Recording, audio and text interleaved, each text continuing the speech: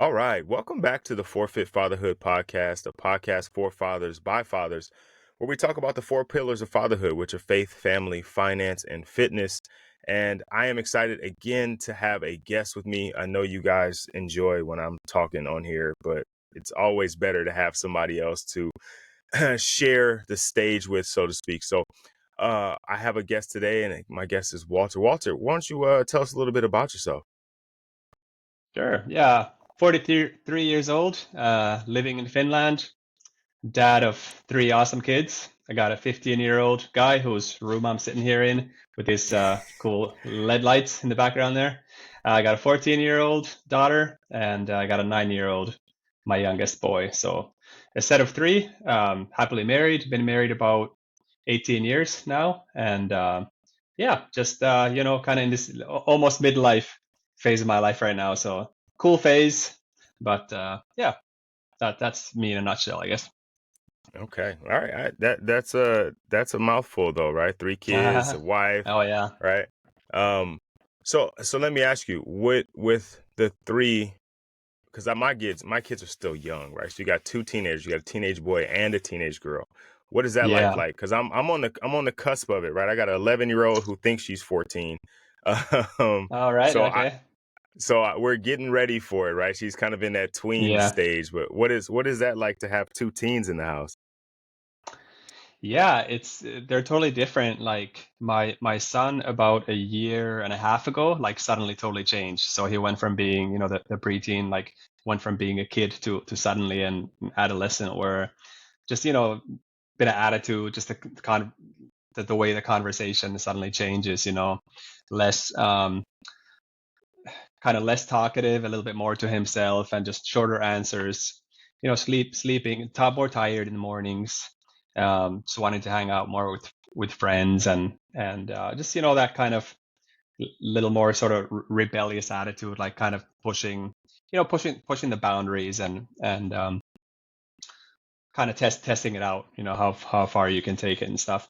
And so that was about a year and a half ago. He went through this phase where it was like a pretty drastic change for about a half a year. Now it seems like he's smoothed it out a bit. It's a little bit more mellow, I guess, now at this point.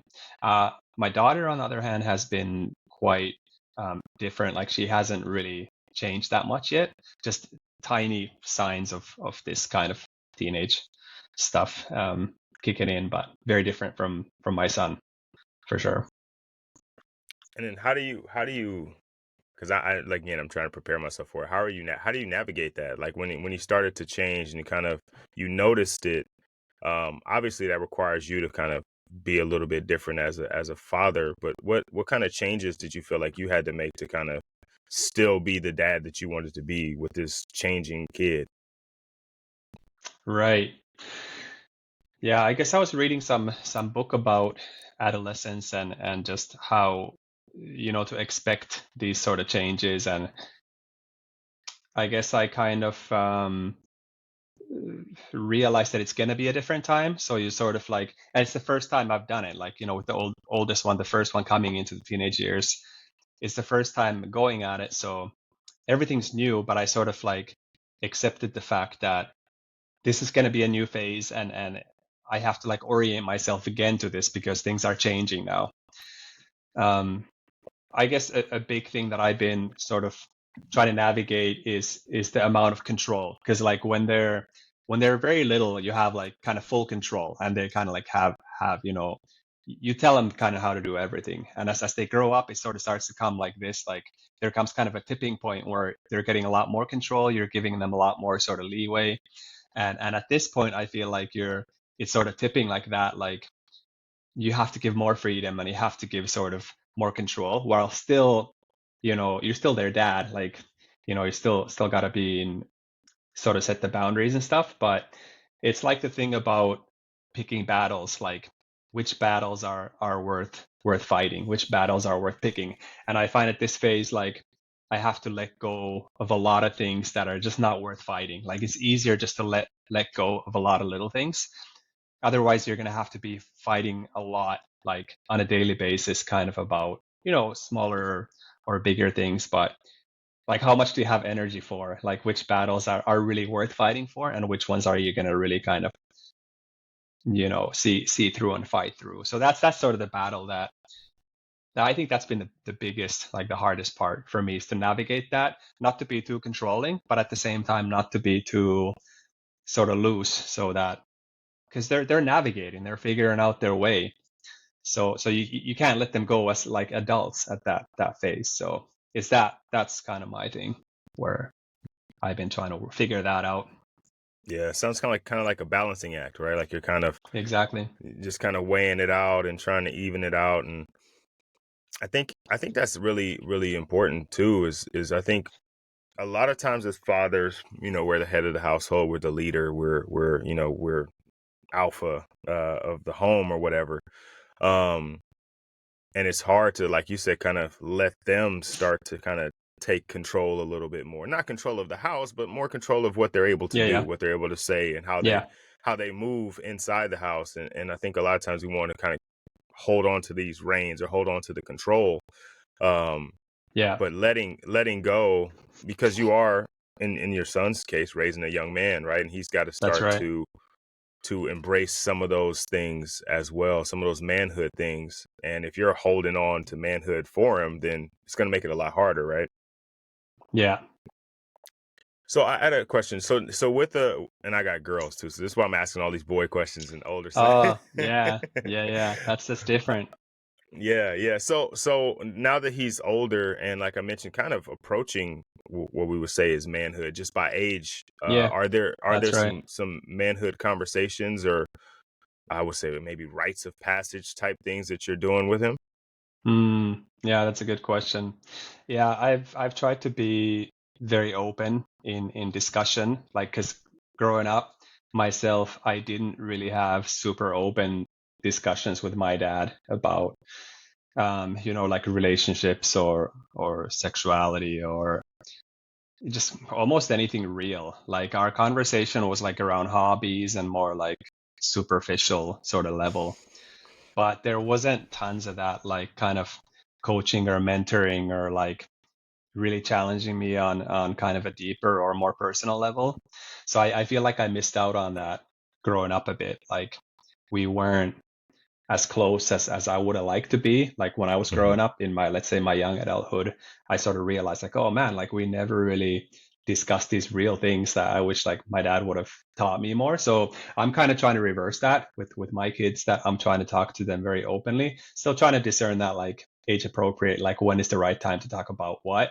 But yeah, like try to talk about openly about substances and the temptations that come in the teenage years, and of course like life direction, like what direction to sort of where do you want to end up, like talking about goals and vision and kind of talking about the long term, like the long Hmm. game, but at the same time trying to realize that he is like my older guy is 15, so thinking back to when I was 15, the stuff that I was thinking about and doing, I wasn't thinking super long term, I was just kind of living, trying to have fun living the life. So yeah, it's um, yeah, trying to have that openness and that sort of friendship, but still like that authority at the same time. So trying to navigate that balance.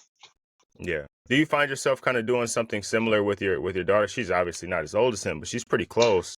Do you find yourself Yeah, kind of doing the same thing with her as well? I try, but she's very different from my son. So the conversations don't go as real and as deep yet at Okay. this time.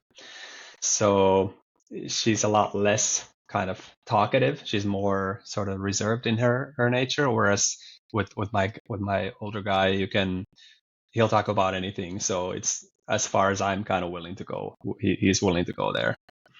So and I think it's a bit different too with a boy and a girl. So maybe the girl is a little bit not as curious about mm, you know girls. I mean, like the dating thing or whatever. She's in different phase still than my older guy. So Yeah. Yeah.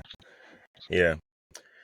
With the younger one, I think things are probably completely different, right? With your 9-year-old, you're just having fun still. Oh You're yeah. still you're still superhero dad, and yeah. So Eh, yeah, I hope.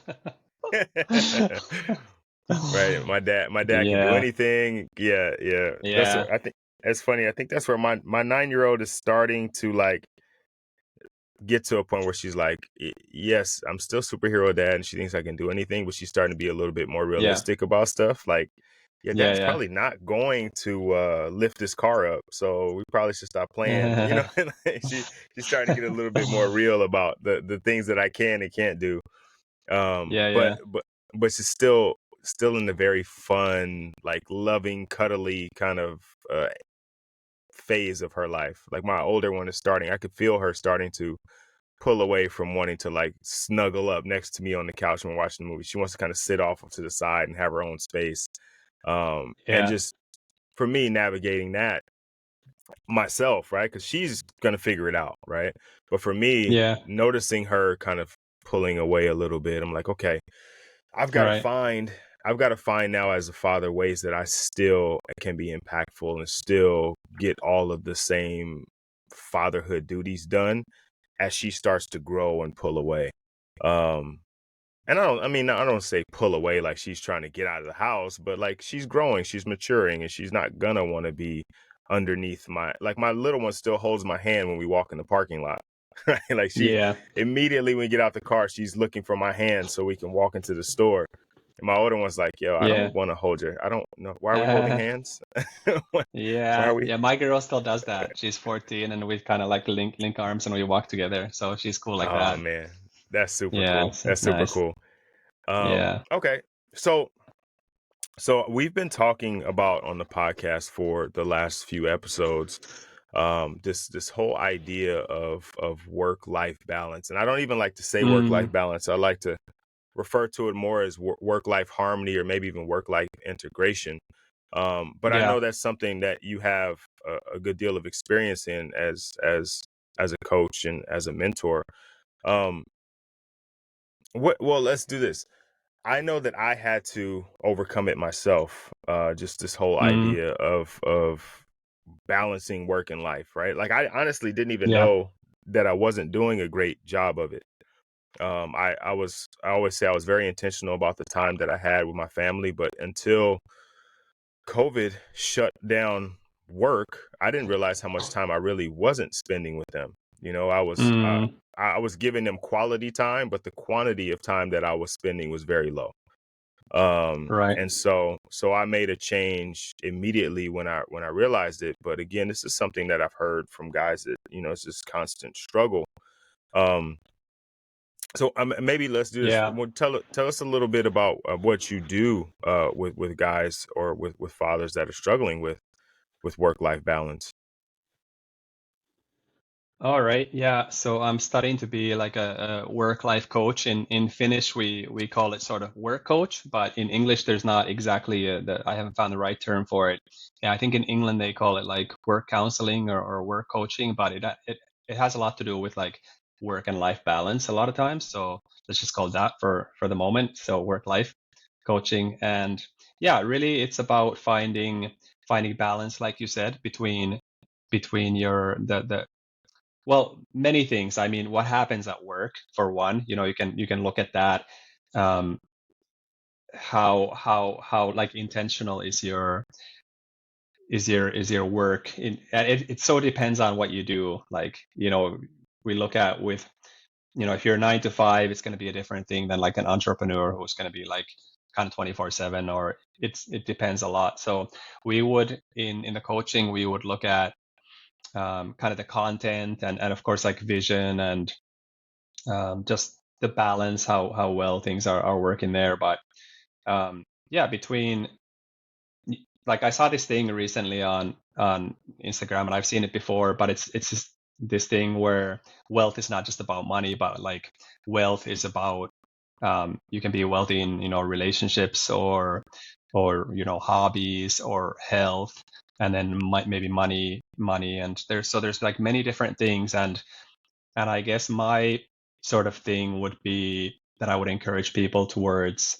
an overall healthy package. Like I don't think that it would make sense to be working super hard for money when you have young kids and be like neglecting your kids or your family for the sake of money. Like basically you'd be prioritizing saying that like money is the most, it's a more important thing than your family. And I personally think that, families,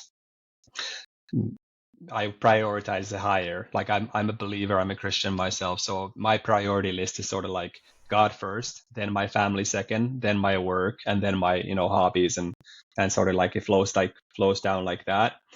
And what I see a lot of people in my age is because this is the time when you're like 30s and 40s, you're sort of like still building your career, you're sort of on the upswing in your career, and we call it in Finnish like rush hour, like kind of rush hour years, like we have a term for it. And you're just so busy like with you're building your career and with the young kids, like they're very demanding, or they demand a lot of your effort and a lot of your energy and focus and stuff. So like something's got to give. So Hmm. I try to kind of like balance things, like what do you want in life, like what's your priority, like do you want to have a healthy family life as well as like a good career, and sometimes if you have to sort of take away from one, which is gonna give. So I would definitely prioritize like healthy relationships there over money or building a career. But I think that you can keep things in a good balance if you have some skills and you kind of are intentional about it. But yeah, Hmm. I think intentional is a key word where I would try to focus with people about becoming very very intentional about their life, especially when you have young kids. Like you have to make sort of every you have to make every day count, but sometimes even every hour you have to like make it count. So yeah. Yeah. So if I was I'm gonna steal some information from you here. If I was a dad, and I realized I had a young kid, like you said, it's funny how that happens, right? Like when you're building your career, like the prime Yeah, career building years are also the prime like child rearing years. exactly. Uh, and so those and family building years, so those kind of work in That's right. conflict because most people's careers are going to require your time. Like it's overcoming inertia, Mm, right? When you first get started, it's going to require the most energy, and so right. your career is requiring you to be there. But if I'm a dad, I'm just Exactly. starting off. Let's say maybe not an entrepreneur. I'm just working for a company, but I realize that I'm struggling to figure out how to manage the two. What would be like the first step? I know you mentioned being intentional, but what is it that I would what should I do first? What I often do is like if are you talking about the whole life balance, like kind of everything Yeah, in balance? So yeah. what I would probably do is like I do this thing like a problem, or like well, you can call it a problem map, or you can just call it like I guess you could call it a vision map tool. Basically I would write down on a piece of paper like the most important things um, in my life, to kind of like just get it all on paper. So I would put like, like my marriage, my children, my work, my free time, um, like my health. Like one way would be to kind of map it all out, and then you start looking at each of these and thinking like, okay, how much am I prioritizing these things? And once you put it out on paper, for example, you can, when you look at it and you see like, okay, like thinking about my work, and then you can start breaking it all down. Like you can start kind of drawing it out from that bubble to a whole bunch of small stuff, like what's in my work, and you can put like how much time does each thing take, or how much mental energy or emotional energy. So there's all kinds of different activities where you can map out the balance, and you can map out and actually see like where is my, how intentional am I really being. So I think it's a lot about breaking it down and kind of looking at things realistically, because sometimes we think that we're doing a lot in some area, and then once we lay it all out on the paper, we realize that, okay, like, yeah, in my mind maybe I was doing a lot of those, but now I see that practically I haven't been very much giving very much time to my kids, or like you said, that you had that before where you realized that, oh, I didn't spend that much quantity time as I wanted to. And it doesn't always have to be like a tons of time, but it's about being intentional with your time. So like let's say if I'm busy working and I have like my 2 hours or something like at the end of the afternoon, evening, where I could spend that time. However, you know, that's a question right there. Like how do I spend that 2 hours? Do I spend an hour of it on Netflix, or do I want to activate my younger one, maybe go outside for half an hour, go ice skating or play soccer or something? And that's like time really well spent, like focusing on him, quality time on the young guy. And he needs that every day. Like he needs to go out and be active. So I try to prioritize that. So it's really like kind of, this, looking at breaking it down, looking at the big pieces, looking at the small pieces, and there's so many different ways that you could go about it. But if you notice that a lot of or let's say like you're struggling in your marriage relationship, then you might have to put a lot of focus there if you want to kind of build that. And what does that look like? So it's a big question. You're talking about your whole Yeah. life, right? So Right. Yeah. Yeah. Yeah. So ideally, we map out kind of our priorities, the things that we kind of want to focus on, and then let's say we do like a what is that, a pie chart, and kind of give it percentages, um, and figure out like what percentage we want to kind of dedicate our, I guess, time or energy, or however you want to kind of label it. Um, okay, all right. So yeah, now, that's probably one way. I probably haven't done it like a pie chart, but yeah, you could probably do it that way as well. okay, okay. So now, so here's what I hear a lot, right? And because I'll tell guys Yeah, something similar, and they'll go, their rebuttal to that is, well, if I can, or I can't, right? Like my job, like I work what my job's hours are my job's hours, right? And I can't. yeah, This is the time that I have, and I got to sleep, and then I got to, yeah, they start listing all of the things that they have, and like, okay, so now where does this fit in? yeah, Um, what do you say to that guy? yeah. I mean, if the job is taking like, yeah, that's a tough question too, because if you can't find another job, then like, okay, then that cuts out that option. But like one thing I could say is that, like, do you have to be at a job that's making you work like that much? Like, let's say if your marriage and your kids, like if you don't have any time for them at all because of your work, then I would even ask the question, that is that even the right job for you then? Like if you can go Mm-hmm. that far, if you have options, like can you do something different for a few years, or that if you have no time at all. But I don't think that that's the case, that in most of our cases that you have zero time, like in these Western countries. Maybe in like kind of third world countries, that actually is the case, where they have to work like super long hours, like 7 days a week. And that Mm-hmm. becomes like, that's super, super hard. But I think in our cases where you still have those few hours in the evenings, you maybe have a day off, maybe two if you're lucky. Um, I really think it's a question of prioritizing, like where then do you spend that time on the weekend, or where do you spend that time in the evenings? Like what do you value? Is because like how you spend your time is your free time, let's say. It really shows what you value. Like let's Mm-hmm. say if I have 3 kids and I have 2 hours in the evening to spend, and during the week I don't spend any time with any of them, and I say I love my kids, I want to hang out with them. Well, if I'm not actually doing it, um, I'm essentially lying. I don't want to do it. I'm doing something else. I'm seeking to serve myself, or to do things that I enjoy. And so I heard this thing. Somebody explained it really well. Like if you think of a balance, like a balance board, like you have something, you have like a thing in the middle, and then you have the balance board. And he was saying how, like if your family is really struggling, let's say like here's work and here's family life. And let's say like if you have a lot of stuff going in your family, where maybe there's a crisis with one of the kids, or in your marriage or something, it's like there's a lot of weight on it. It's requiring a lot of your attention.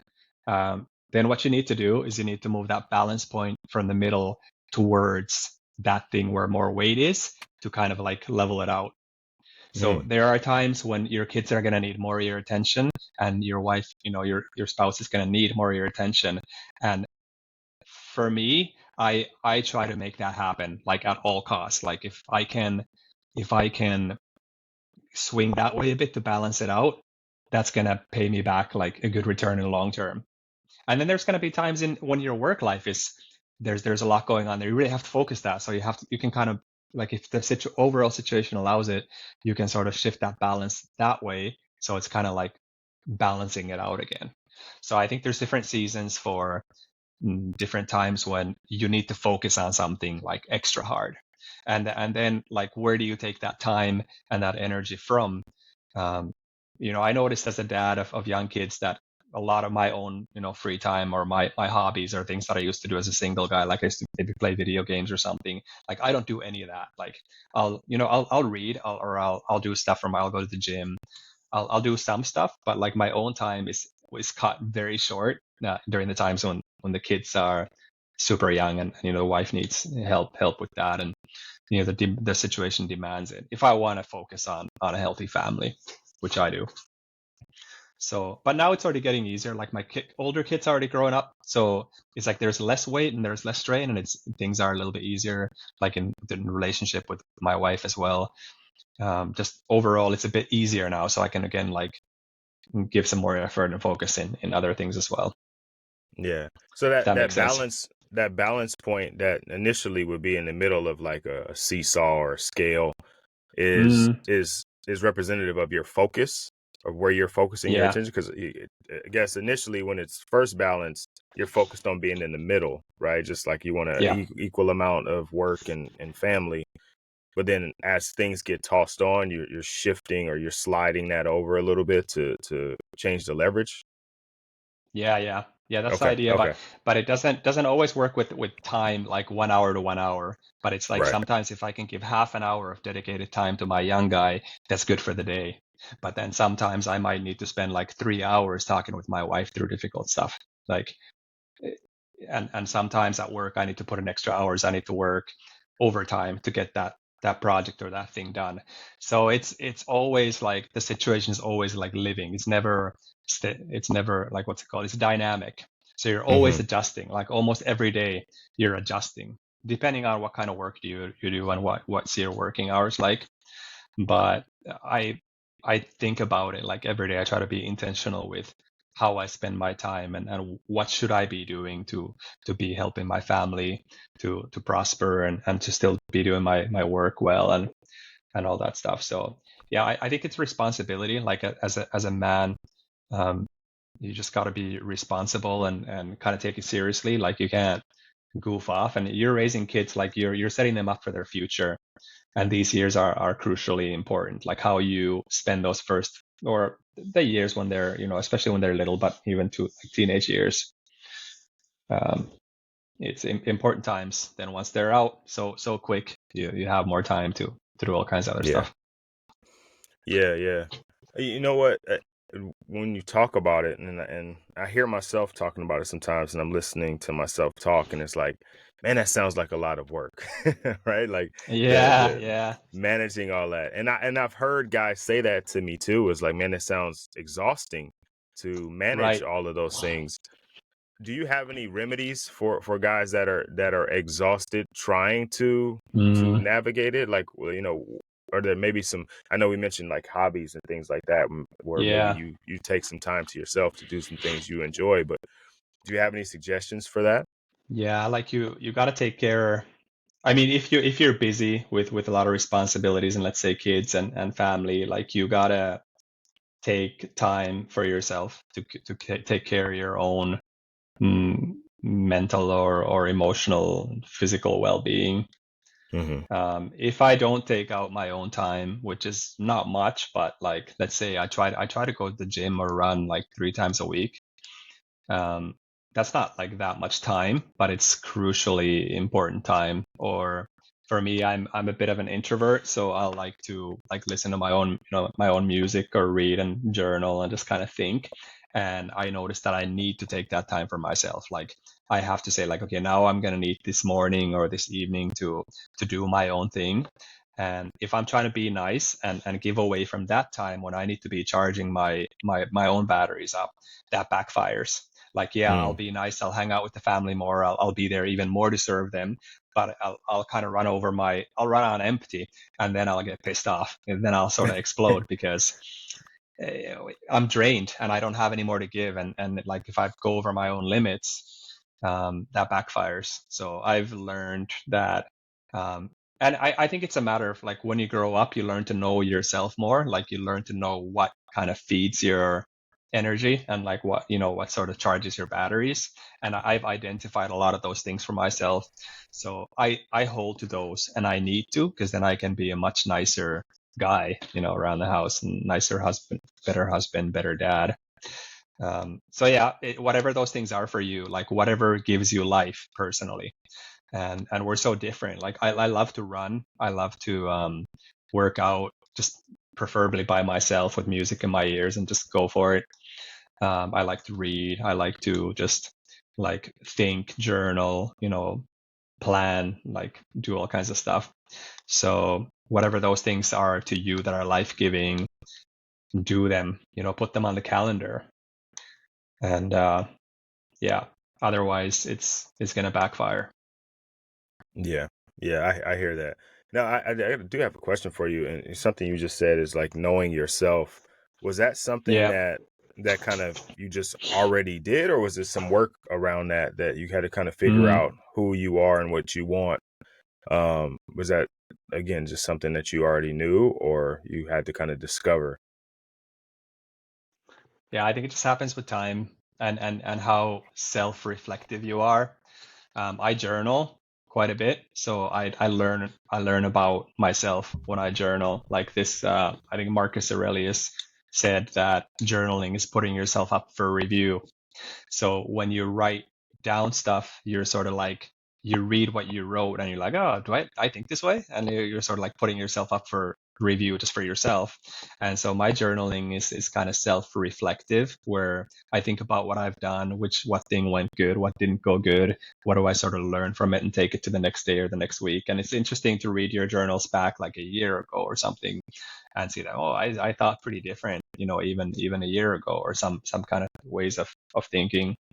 But I'm really open to many different kinds of support and coaching these days. Like when I was younger, I was pretty skeptical of outside help of any kind. Like I would not have considered doing therapy or getting like different kinds of coachings. And about maybe 8 years ago, I did my first like work coaching thing where I was being coached, like related to my work and but also life.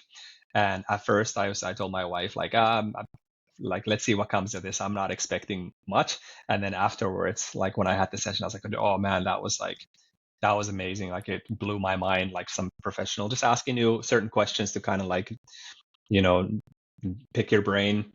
And so I woke up to that these like professional, like whether life coaches or work coaches or therapists or whatever, um, they can really help you a lot. Like because we all grow up with like a certain background and our upbringing and family culture and stuff, and you're kind of like in your own little like tunnel vision in a way. Like Hmm. you see things from your perspective and from your cultural background or your family background or whatever. And when somebody else like from a completely different perspective is throwing questions at you, it's like widening your perspective, and you realize that, oh, I think this way because this is what my dad said or what my parents did, or what, like growing up, this was my house, so this is how I think. Hmm. And so yeah, I welcome support and coaching, and I seek it out, and I ask people to mentor, and stuff like that. So I've been doing that over the last like maybe 8 years or so. I'm regularly doing like work coaching for myself. Lately, I've also been doing therapy in the last maybe year or so, which was like a big step for me to open up to that kind of process. Actually, my wife just finished like her studies for a psychotherapist, so she became a psychotherapist. So Hmm. we're having so many like therapeutic conversations these days. Like that's all we're like talking about, like deep stuff. And Right. I'm learning so much, and it's super interesting, and I want to learn more about it because it changes you as a person. And I feel like right now my older kids are already teenagers. Like I better get on this stuff right now to figure it out so I can still do something while I can. Because then once Right. they're out, like you lose that opportunity. So yeah, I recommend that. Yeah, yeah. My wife is a therapist as well, so I Oh, can cool. definitely it definitely resonates to having the therapeutic conversations and All right, reflection and man. exploration. So Yeah, that makes a lot of have sense. you learned, like, if I can ask you, like, have you learned a lot having conversations with her?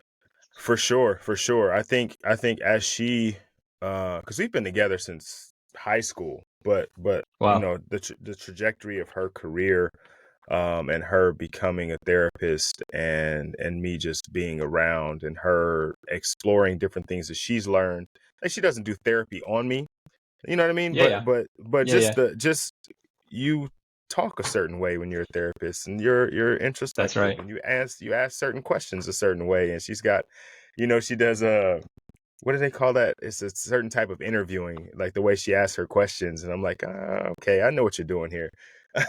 She's getting in your head. but but it has definitely helped me outside of like I go to a therapist on my own, but outside Okay. of that, being able to have conversations with her on a deeper level that aren't so Yeah. surfacey because I generally am kind of a well, not anymore, but I'm kind of a surfacey to myself. I would say introvert.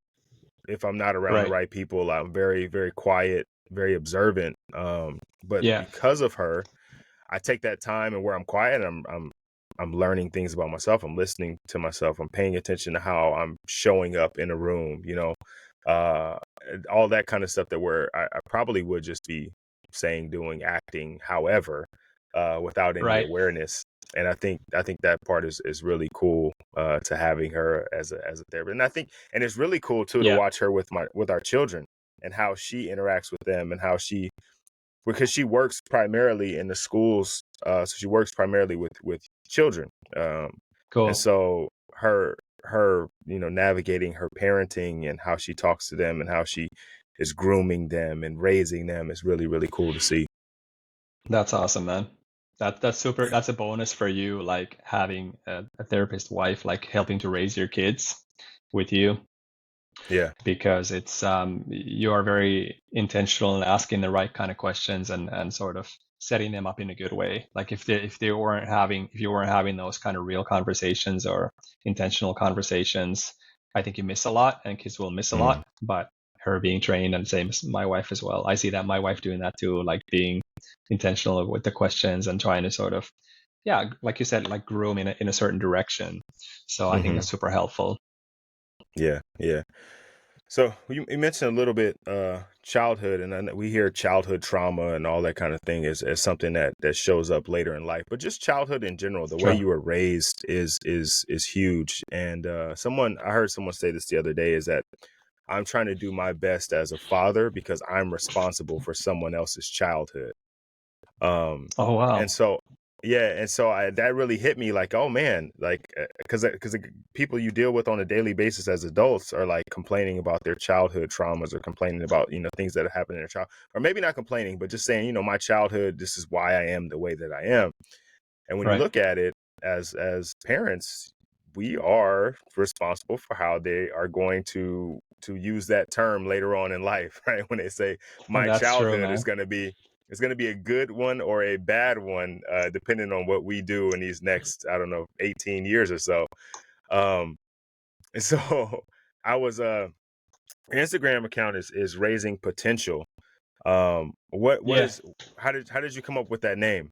Yeah, I guess I've always loved to see people sort of rise to their potential. Like that's something that I never wanted to be the person who was sort of the center of attention or like a star sort of myself. But I think my gift has always been to encourage other people. So Hmm. like when I like, let's say a group of friends, um, I would see, someone, like, I guess I would see people's potential in, I see that, they could be good at something, or like I would encourage them to pursue a certain direction, or people who I work with. Like I work at a church as a pastor, Hmm. and I always think like, what are the gifts that God has given those people? How can I sort of help them to become aware of it, to that it would be revealed, like we talked about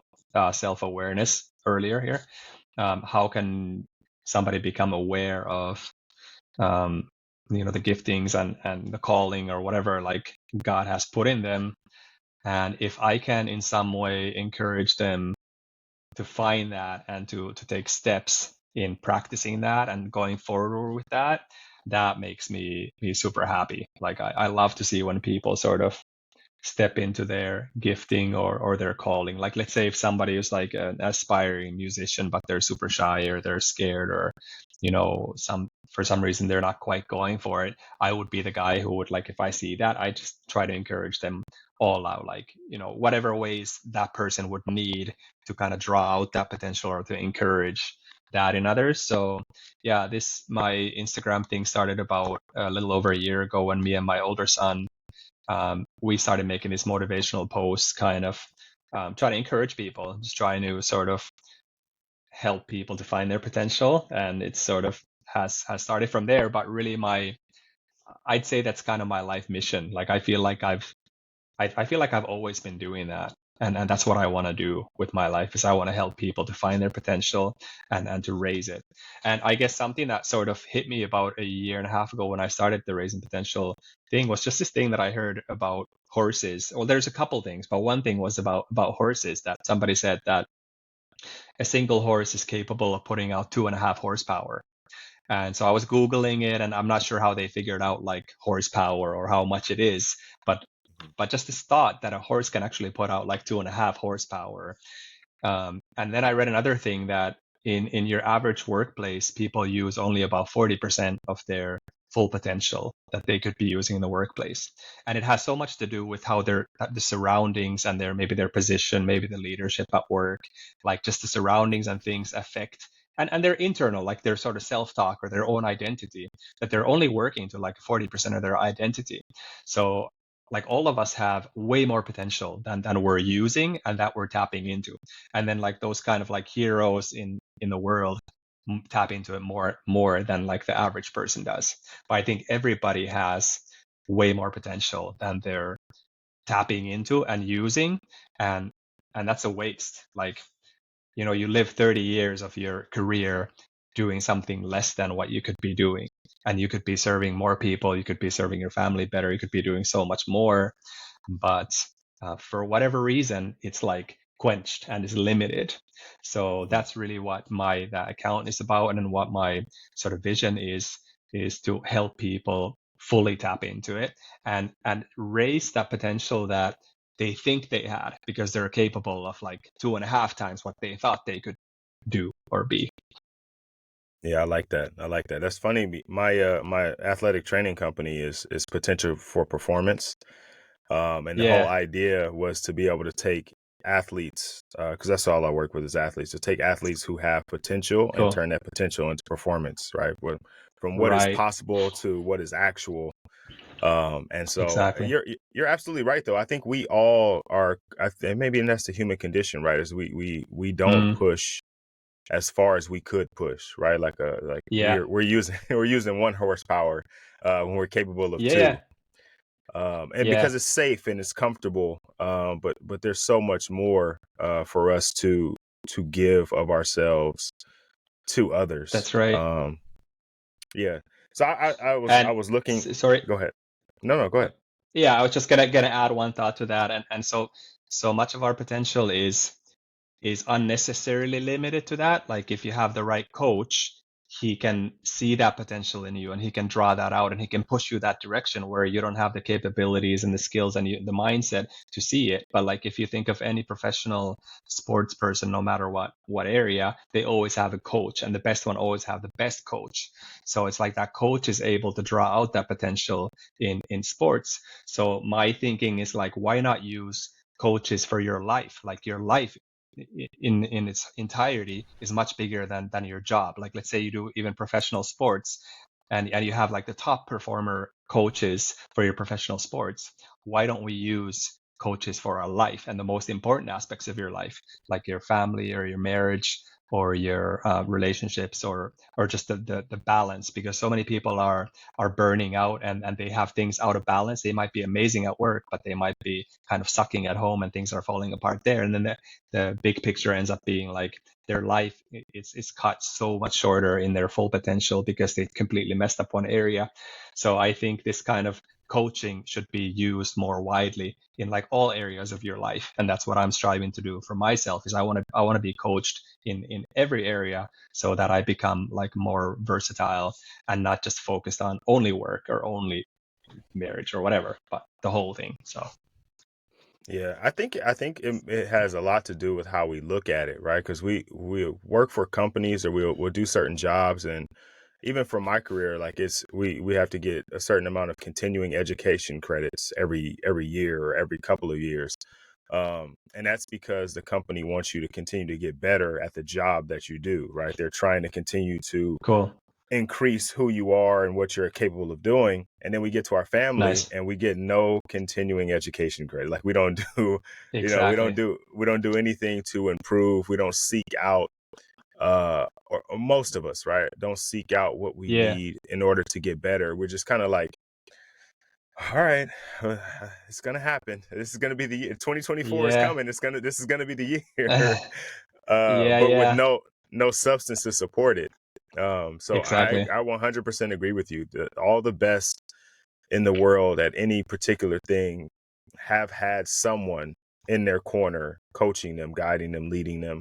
If for nothing else, just to bounce ideas off of, to say, hey, that's maybe not what you should do, or you know what, I really like that. Push it, lean into that, see where that takes you. Um, Yeah, and we try to do this thing alone far too often. exactly. And That's right, so man. you know what, we talked work life balance, we talked therapy, we talked coaching, we've talked about navigating the teenage years. All of that is fatherhood, right? It is all a part of being a man and being a father and being a leader. So it's only right that I ask, what does fatherhood mean to you? Yeah, that's a yeah, I mean, I want to be a safe foundation for my kids to grow up on. I want to be there for them, like on emotional and whatever level. Like I want it to be an open, a good relationship, so that they can lean on me and they can ask me, they can share with me, and that I can help them through through the beginning phase of their life, and hopefully steer them in the right direction. So it's presence, it's commitment, it's it's self-sacrifice in a way, but I don't feel like it is. Like you want to do it. Like when they're your own kids, um, you want to do it because you love them. You want to see the best for them. Um, so for me, I don't feel like the commitment part's not hard, but the practical part is it takes a lot of work. With the bad boundaries, like we talked about the teenage thing, um, it's challenging. It challenges you a lot on every Hmm. level. But probably, if I had to sum it up in a couple of words, I would say those: presence and commitment. Yeah, probably that's it. I like that. I like that. I haven't heard anybody in all the episodes that I've done kind of define it in that way, as like a safe foundation. Because when you think about like a house, right? We build the foundation first, and then we stack on top of that. Everything goes vertical from there. And nobody really That's right. thinks about the foundation. But if the house were not to have foundation, right, it would crumble, it would fall apart. So the Yeah, foundation is like, I'm in a house right now and I haven't thought about the foundation at all, right? But the yeah, foundation that's is real. so important. If there was to be a crack in the foundation, it would be devastating for us. So Exactly. setting that foundation for them to grow on is one of the best ways that I could explain, or that you just explained. Fatherhood is always present. The foundation is here, and I'm not even thinking about it, right? But it is Hmm. it's instrumental in the growth of the home, and the growth of the children. So I like that. I really, really like that. Okay, I got another question for you, and it's a two-part question, but we'll get to the first part first. Sure. If you were able to gather all of the fathers, you got them all in front of you, and you got a bullhorn, and they're all paying attention somehow. You get all their eyes on you, their ears are open, they're focused, they're locked in, and you had to deliver a message to them. What would you want that message to be? Can I ask just to like define a little bit what age kids or what kind of phase you're talking about? Because it's so different from young kids to It, adult kids, for example. it is. But the only requirement to get them in the door is that they had to be Okay. fathers. So, Yeah. Okay. All right. yeah, yeah, it's a big question for sure, for sure. And there's no wrong answers. Yeah. I think back to the Bible, like it says that God is love, and if you look at how God was with his children, is he loves, like God is love and he loves unconditionally. So I think that fathers should always love their kids. And I feel like it's easy when they're doing well, when it's easy with them, but when they're when they're challenging you or things are hard, that challenges us. And I don't think that we'll ever have like perfect unconditional love like God has toward us. But yeah, I think that'll just always take things in the right direction. Like if you love them and if you want to see the best for them, I think so much like is gonna be forgiven. Like if you suck at setting boundaries, or if you suck at being a friend to them, or like whatever area in your parenting you might suck at, but if you still sincerely love them, it doesn't really matter, like in the end, that if your kids can look at you and be like, well, my dad wasn't the greatest dad, but he really loved me, like I know he loved me. I think that's enough.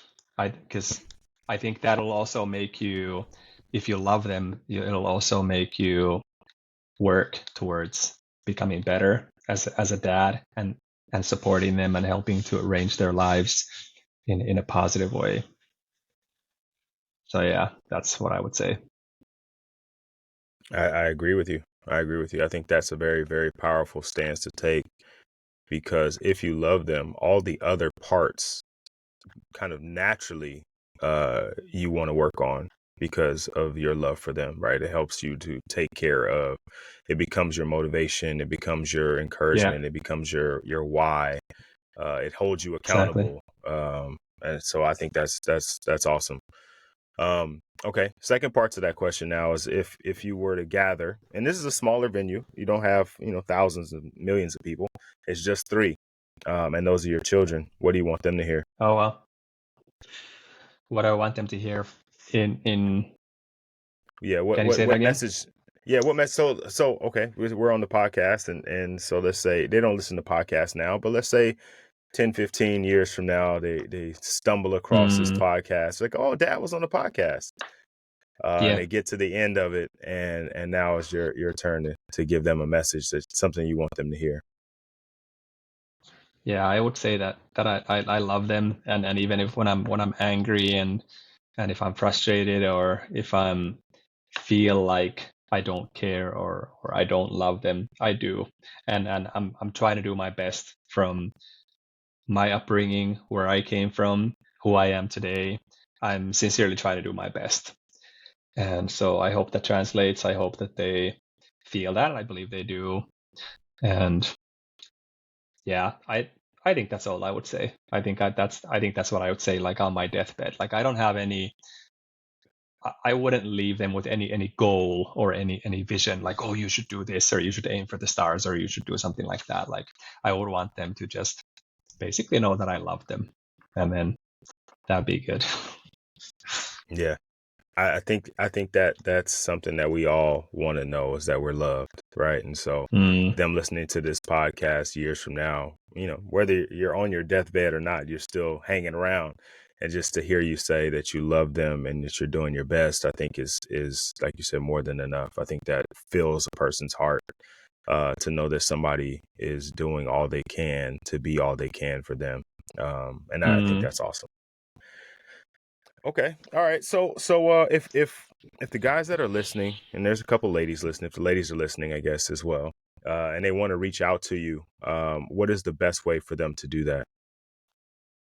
Yeah, on Instagram at Raising Potential. It's raising_potential is my account. So just shoot me a message on there and come follow. I post a lot of inspiring, motivational content, basically just to encourage people, for people to find their potential and to raise their potential, like the name says. So it's kind of a personal journey. I'm posting stuff that speaks to me, and that's why a lot of it lately is kind of around therapy and self development and that kind of stuff, because I'm into that stuff in this like Hmm. last couple of years. Like this stuff is changing my life, so that's why that's what I'm kind of living and breathing a lot. So that's what I'm posting. So I just try to be real and post what speaks to me, and hope that that encourages somebody out there. Yeah. Yeah. Yeah. I was watching a recent post, and your word was expand. And I Yeah, think that is just it's a small word in the sense that we all know what it means, but it's such a big word in the sense yeah, that it could mean so many things, right? So many things can yeah. happen and grow. And so if you guys aren't already following, make sure you go and follow at raising_potential.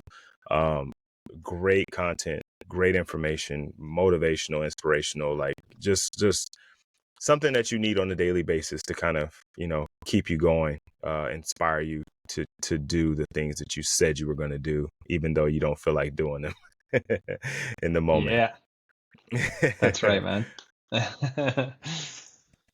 All right. I appreciate you taking the time to join us. I appreciate you taking the time out of your schedule. I know it's nighttime there, and you're probably going to be getting ready for bed soon. So I appreciate you taking the time and sharing with us.